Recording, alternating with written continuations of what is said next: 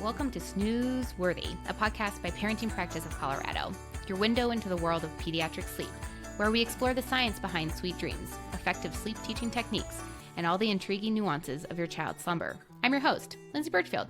And I'm Paige Legault. Together, we're here to guide you through the labyrinth of parenting, offering insights, strategies, and science-backed advice to make parenting during those early childhood years not just manageable, but truly memorable. As pediatric sleep specialists, we've seen the transformational power of sleep in countless families. And because parenting is a journey, we won't stop at sleep. We'll provide you with valuable parenting tips for every aspect of early childhood, from managing tantrums to fostering creativity and hitting those all-important milestones. So whether you're a seasoned parent in need of a sleep overhaul or a new parent preparing for the joys and challenges of early childhood, Snooze Worthy is your trusted resource. Join us as we unravel the science of sleep, share practical advice, and make parenting truly snooze-worthy.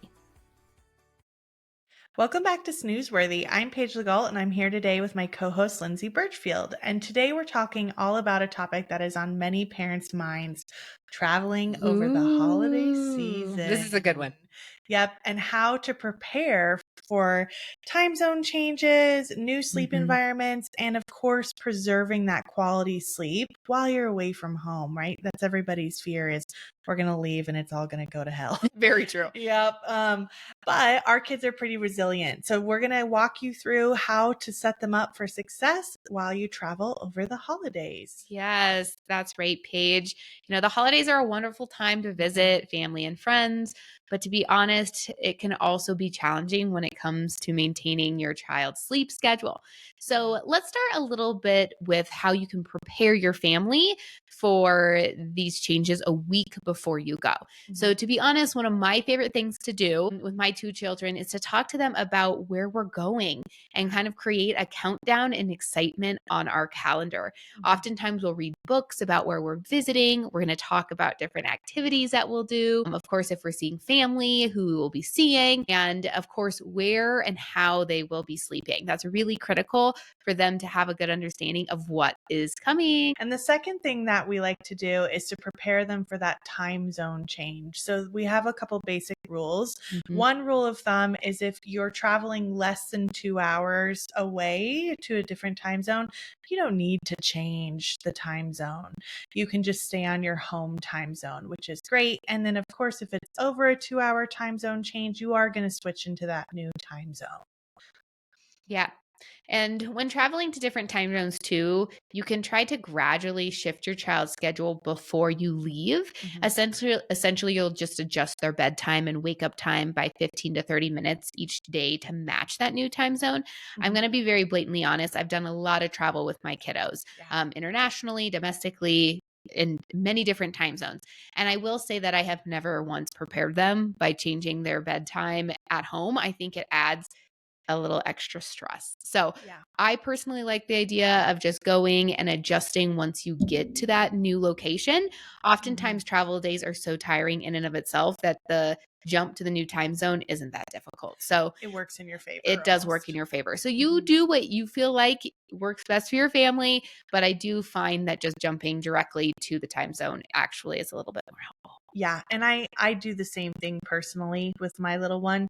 I just don't want to have crap sleep before we leave. Yep. And how you jump into the new time zone is you travel. Day of travel is home time zone time.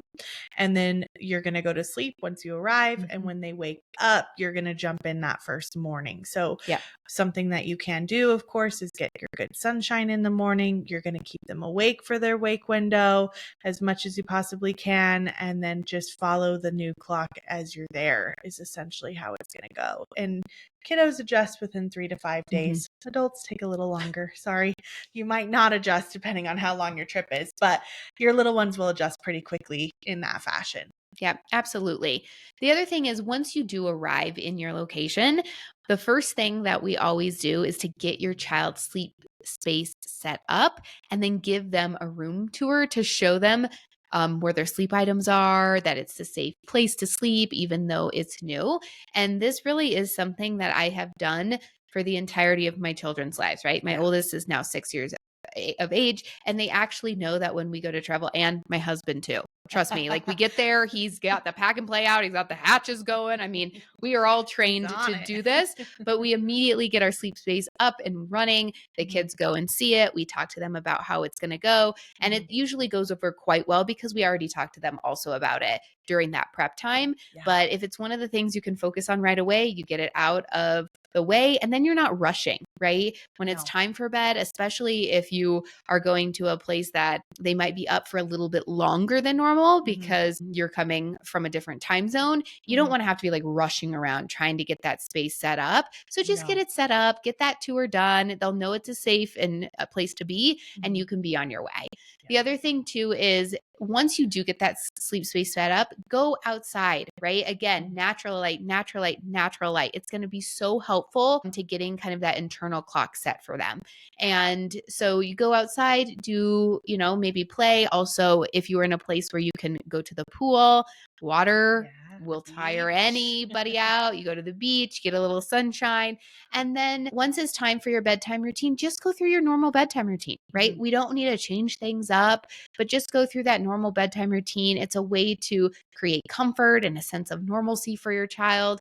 And if you are somewhere that you have family and friends staying with you, another really good rule is that you want to do bedtime yourself for the first couple of nights. If you take your children, it's been a long travel day, you've got your sun exposure, now it's time for bed, and all of a sudden grandma or grandpa wants to do the routine, they've changed it up, they're going to add in more books. I mean, all of that is going to most of the time lead to a meltdown of some sort. So have you do the routine for the first couple of days.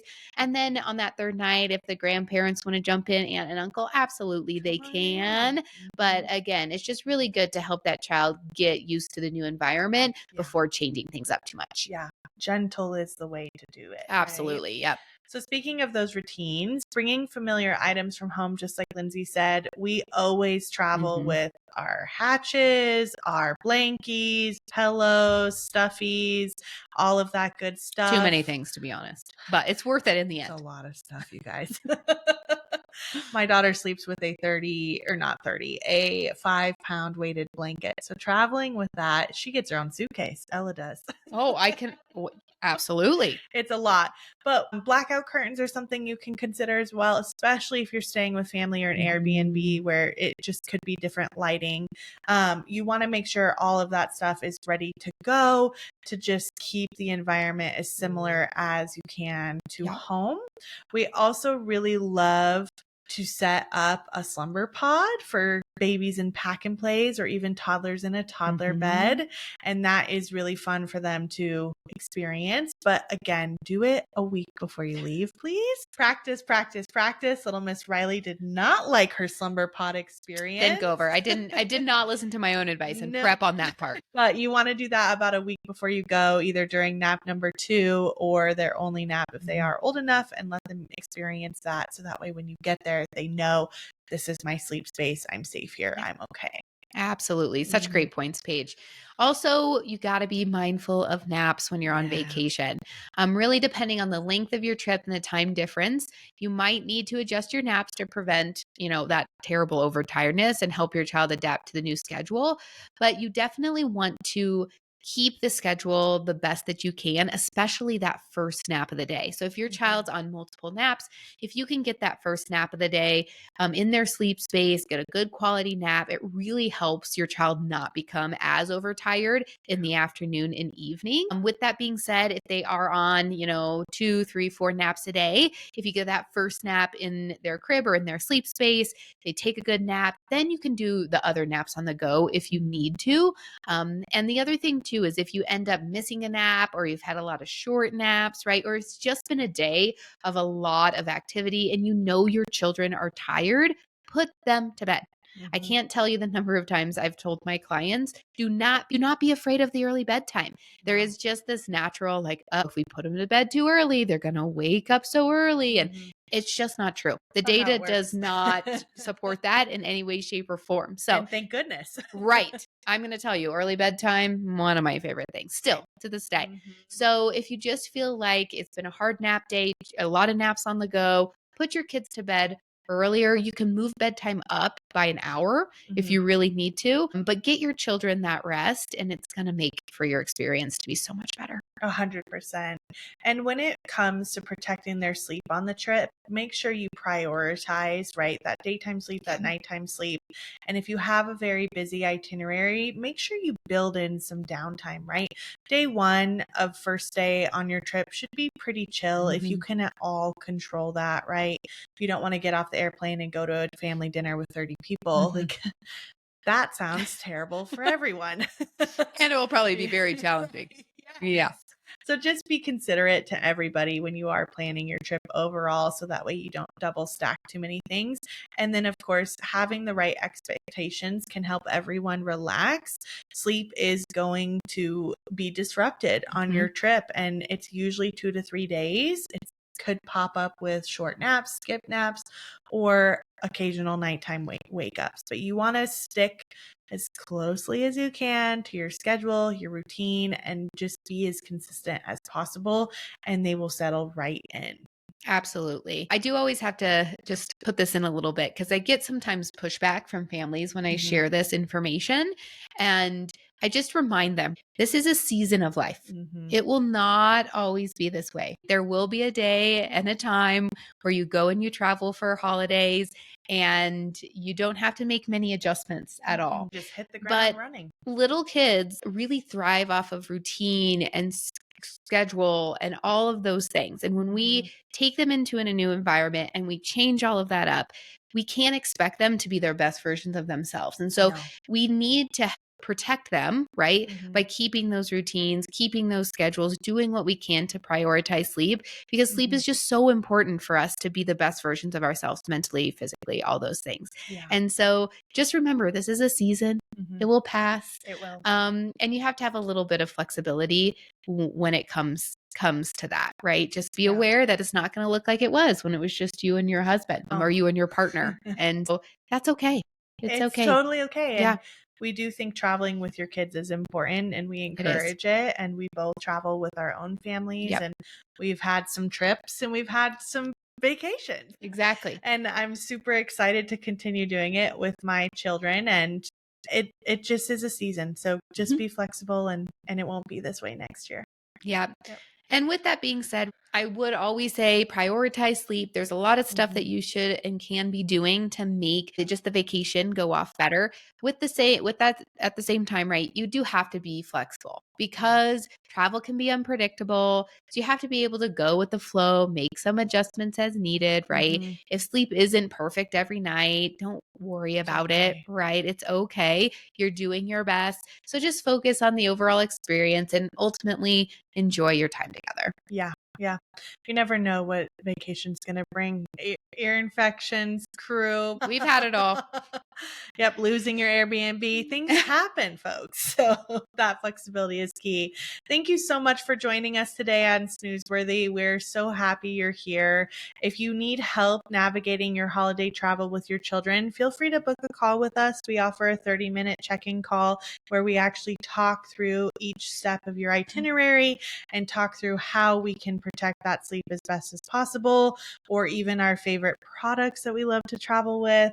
So feel free to reach out if you need any help, and we're here to guide you. Absolutely. And we also have a guide too. So you can go and purchase our guide online, and it's going to give you all the amazing tips and tricks for travel too. So one-on-one support or guide, we have it here for you. Join us next time. Until then, safe travels and sleep well.